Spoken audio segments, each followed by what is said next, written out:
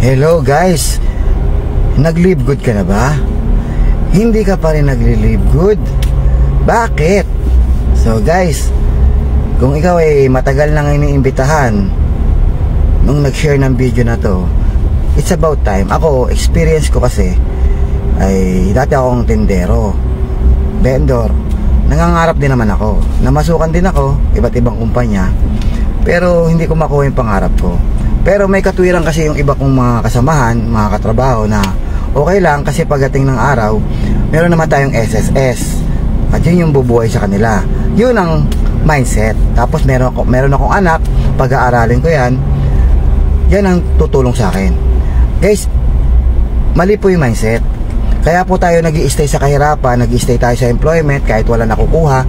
Kasi ang goal na lang ng karamihan ay makatapos yung anak, tapos umasa sa SSS, umasa sa anak. Mali po yun. Kasi pag nakatapos ang anak mo, magkakaroon ng sariling pamilya, tsaka mahirap manghingi. Mahirap po manghingi. Tapos yung SSS mo, kulang pa yung pang maintenance mo. Hindi kayang buhayin sa sarili mo yan.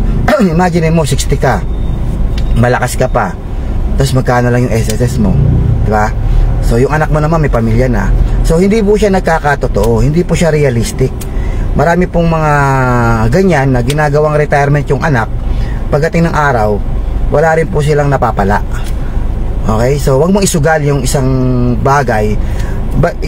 Baga whole life mo yan eh, whole life na yan eh, entire life mo yan eh. Imagine mo 40 years ka magtatrabaho, buong buhay mo yan, tapos iasa mo sa sugal. What if, what if yung anak ko maganda buhay, edi asensado rin ako.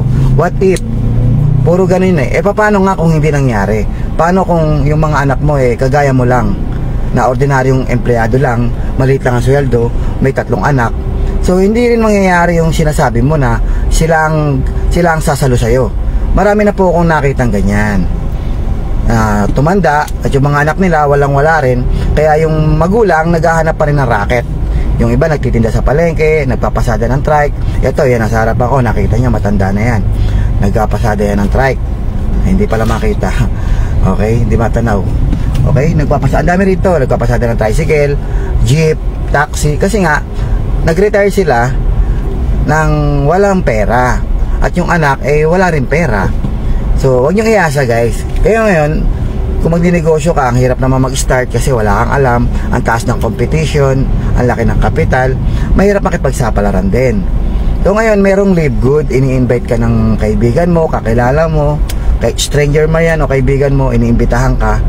Guys, isipin mo mabuti. Huwag kang aasa dyan sa huwag kang makukontento sa mapatapos lang yung anak. Pag napatapos mo anak mo, may sariling buhay yan.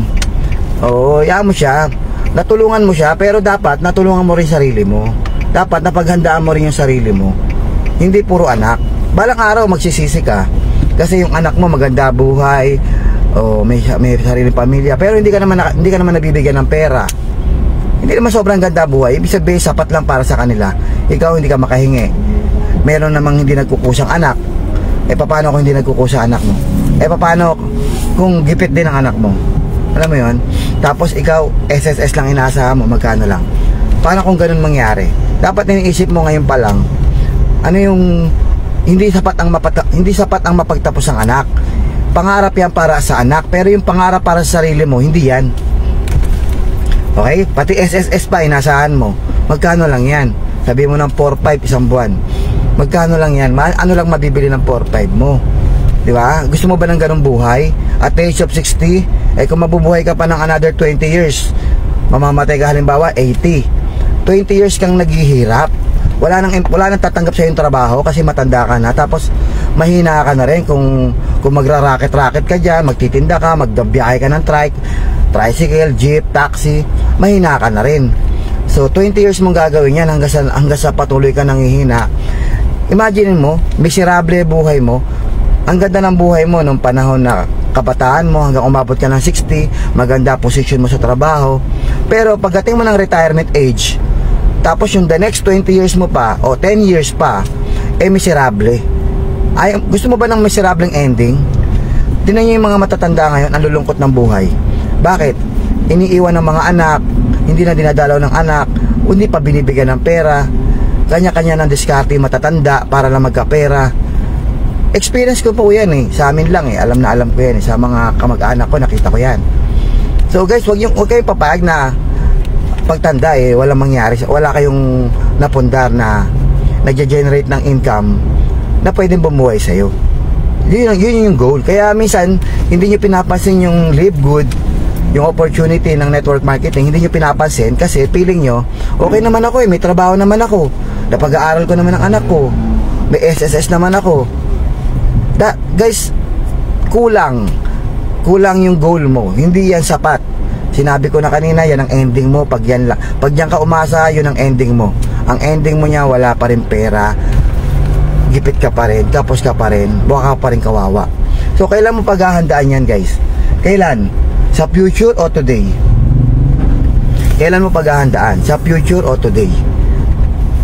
Dapat pinaghahandaan mo yan today, para in the future, di ba? Wala ka ng problema.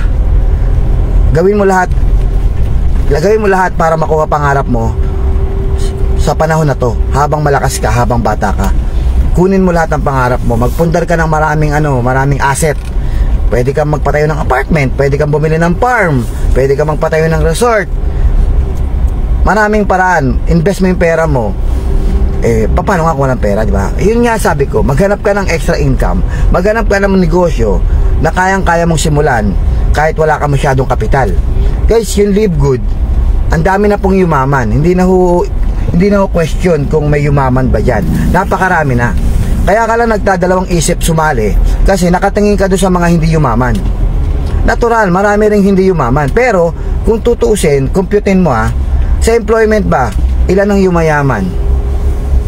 Baka 0.1% lang.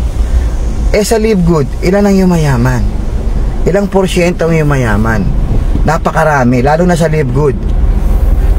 Napakarami yumayaman. Proven na. So, kaya ka lang nahihirapan mag-decide. Sinasabi mo baka hindi ka yumaman kasi nakatingin ka doon sa mga hindi yumaman.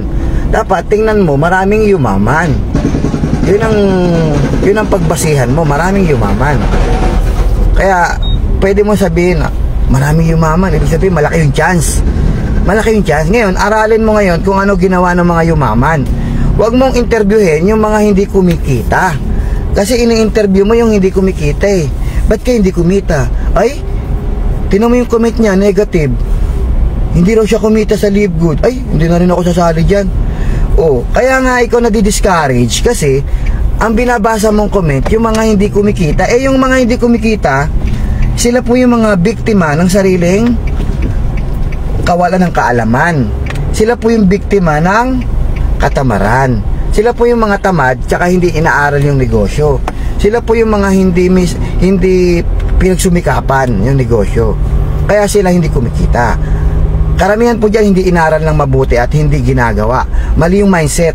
Ang mindset kasi ng karamihan dyan, mag-i-invest lang tas kikita ng pera. Yun yung mindset ng iba dyan. Kaya hindi sila kumikita. Pero ngayon, pakinggan mo yung mga kumikita. Pakinggan mo kung ano yung ginawa nila, kung ano yung mindset nila. Yun ang gayahin mo. Sigurado, kikita at kikita ka. At makukuha mo lahat ng pangarap mo. Kaya guys, yun lang. Sana mag-isip ka. Tandaan mo, hindi pangarap ang makakapagtapos lamang ang anak. Hindi rin pangarap ang magkaroon lamang ng SSS. Hindi yan ang pangarap guys. Kawawa ka pag tandaan mo, pag yan lang ang pangarap mo. Kung may trabaho ka ngayon, okay yan. Pero, ang kayang ibigay ng trabaho mo, survival income lang. Mga needs lang ang kayang ibigay niyan. Ang kailangan mo guys, makuha mo yung goal mo. Bago ka umabot sa edad na 60, kailangan nakuha mo na yung mga goal mo para hindi ka nagmumukhang kawawa pagtanda mo. So ngayon, maghanap ka ng opportunity. Ang opportunity na nakita ko, traditional business, malaki kapital, hindi kakayanin. Ang taas ng competition. Franchising business, okay yan, may sistema. Medyo minimal ang risk dyan kasi may sistema na yan. Kaya lang malaki kapital dyan. Pangatlo, multi-level marketing. Okay, multi-level marketing. Napakaliit ng puhunan. Ang laki ng chance yumaman. Ang taas ng percentage ng mga yumaman. Bakit hindi ka nagtatry? Bakit hindi mo itry? Magkano lang 3,000 pwede ka mag-start. Tapos trabahuhin mo. Walang mawawala sa'yo guys. Paano kung isa ka sa mga yumaman, kagaya ng mga nakikita nyo, ang dami ng yumaman. Guys, ako dati lang din akong vendor. 16 months ago, nagtitinda rin ako ng tubig. Pero binago yung buhay natin, di ba? Nagkaroon ng magandang mga achievements. Nakapagpunta tayo ng mga investment, ng mga properties because of Live Good. So guys, kung hindi ka pa sumasali, isipin mo mabuti. Una, ano ba yung goal mo? Baka nagkakamali ka ng goal. Baka ang goal mo, akala mo okay na yung mapagtapos ang anak at makakuha ng SSS. So mali yung goal mo, mali. Ang bagsak mo dyan, struggle ka din dyan. Miserable yung buhay pa rin ang ending mo dyan. Pag yan lang ang goal mo, mapagtapos ang anak at magkaroon ng SSS, struggle ang buhay mo dyan, guys. Pag natapos ka ng pagkatrabaho, retirement age mo, kawawa ka pa rin dyan. Okay?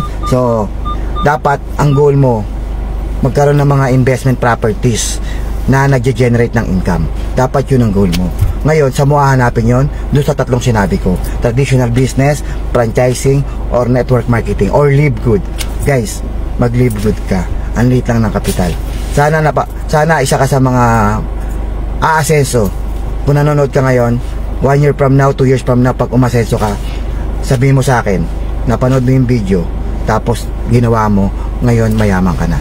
So yun lang, maraming salamat. Tingnan mo yung vision. 1 year from now, 2 years from now, kailangan nakikita mo sarili mo na marami ka ng properties, na mayaman ka na. Kailangan nabivisualize mo yun para mangyari. Bago mangyari yan, kailangan na-imagine mo muna. Okay? Huwag mong imagine yung negative. Huwag mong imagine yung hindi ka kikita, malulugi ka, sayang pera mo. Huwag mong imagine yun kasi yun yung ma-attract mo. Imagine mo agad kung ano yung resulta ang naghihintay sa'yo. 1 year from now, 2 years from now, kailangan nakikita mo sarili mo, nagawa mo na, nandun ka na, na-achieve mo na. Yun yung tinatawag na vision. Kasi yung vision yung magtutulak sa'yo para kumilos. At yung vision, yun yung magpapagalaw sa'yo. Yun yung magiging dahilan kung bakit ka magsusumikap. At yun yung dahilan ba't mo siya makukuha. Kasi may vision ka at may paniniwala ka na makukuha mo. Dapat naniniwala ka. Kasi pag nagduda ka, baka hindi ko makuha, baka masayang ang oras ko, baka masayang yung 3,000 ko. Hindi mo talaga makukuha. Kasi umpisa pa lang, ina-attract mo na agad yung negative. Kaya yung actions mo, negative din. Mabagal din. Kasi negative yung inisip mo. Isipin mo positive. Isipin mo, yayaman ka. 2 years from now, mayaman ka na, may bahay ka na, may properties ka na. Yun ang isipin mo. Tingnan mo, gaganahan ka.